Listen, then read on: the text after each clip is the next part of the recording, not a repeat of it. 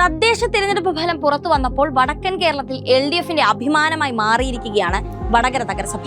കഴിഞ്ഞ 60 വർഷമായി LDF ഭരിക്കുന്ന വടകര പിടിച്ചെടുക്കാൻ ഇത്തവണ സർവ്വസന്നാഹവുമായാണ് UDF എത്തിയത്. ഷാഫി പറമ്പിന്റെ സൈബർ ടീമും RMPയും പഠിച്ച പണി 18 നോക്കിയിട്ടും വടകര ഇത്തവണയും ഇടതുപക്ഷത്തോട് ചേർന്നു നിന്നു. തിരഞ്ഞെടുപ്പ് പ്രചരണ വേളയിൽ മന്ത്രി മുഹമ്മദ് റിയാസ് പറഞ്ഞത് കൃത്യമായ പ്രചരണ പ്രവർത്തനങ്ങളിലൂടെ LDF സാധ്യമാക്കി.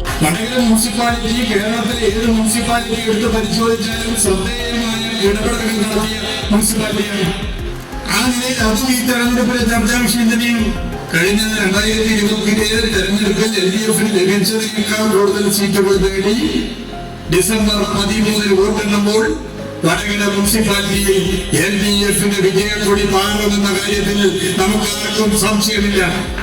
ആകെയുള്ള 47 സീറ്റുകളിൽ 27 സീറ്റുകൾ നേടിക്കൊണ്ടായിരുന്നു 2020 വടകരയിൽ LDF നഗരസഭ ഭരണം പിടിച്ചത്. UDF അന്ന് നേടിയത് 16 സീറ്റുകൾ, BJPക്ക് 3 സീറ്റും. എന്നാൽ ഇത്തവണ 48 സീറ്റുകളുള്ള വടകരയിൽ 28 സീറ്റുകൾ നേടിയാണ് LDF ഭരണത്തിലേറാൻ പോകുന്നത്. UDFന് ഇത്തവണ നേടാനായത് 15 സീറ്റ്. അതായത് LDF കഴിഞ്ഞ തവണത്തേക്കാൾ 1 സീറ്റ് കൂടുതൽ നേടിയപ്പോൾ UDF കഴിഞ്ഞ തവണത്തിൽ നിന്ന് 1 സീറ്റ് കുറഞ്ഞു. വടകര പിടിക്കാൻ അരയും തലയും മുറുക്കി ഇറങ്ങിയവർക്ക് വടകര കിട്ടിയില്ലെന്ന് മാത്രമല്ല കയ്യിലുണ്ടായിരുന്ന പോവുകയും ചെയ്തു എന്ന് സാരം.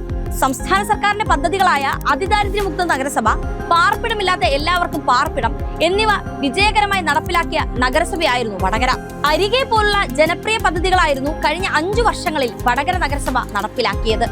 എന്തായാലും വടകരയുടെ മണ്ണിൽ കാലം ചുവന്ന ചായം കൊണ്ട് വരച്ചിട്ട ചരിത്രം ഒരു ജനകീയ മുന്നണിക്ക് മാറ്റി വരയ്ക്കാനാകില്ല എന്ന് ഒരിക്കൽ കൂടി തെളിയിക്കുകയാണ് ഈ തെരഞ്ഞെടുപ്പിലൂടെ.